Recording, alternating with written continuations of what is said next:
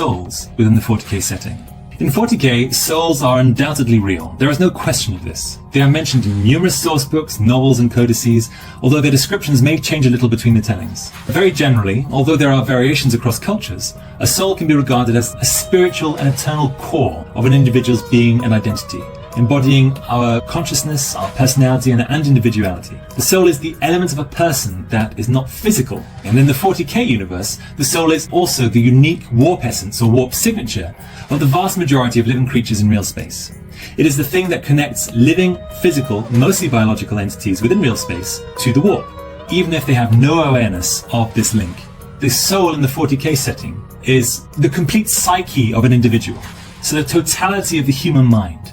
It is the center of an individual's conscious and unconscious personality, their character, their behaviors, and the record of everything the person has ever experienced, perceived, done, felt, thought, and said. But being 40k, the psyche is also magical in a sense, in that this psyche has an eternal existence, separate from the human brain that generated it and housed it in mortal life.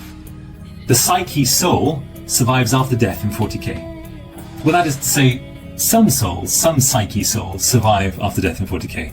Most human souls, for instance, at the very least, are described in the setting as being too weak to survive intact after mortal death.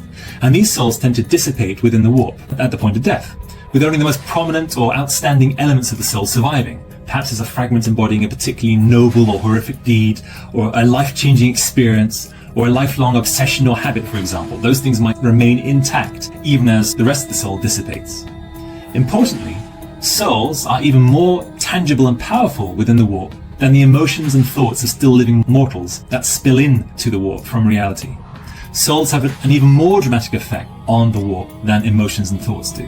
Psyches in 40k have the dubious honor of having much more distinct souls for whatever reason, and also are much more powerful souls. The souls of psychers are much more likely to remain intact after mortal death, and the more powerful or the more experienced and skilled the psyker is, the more complete his or her soul remains after death. This is far from a blessing, however, as the more complete a soul is, the more self-aware and intelligent it is, the more you it is, and also the brighter it burns in the warp, attracting all the many predators of the warp that feast upon souls. This is the horror that the Emperor has been trying to avoid for humans almost since the dawn of the species.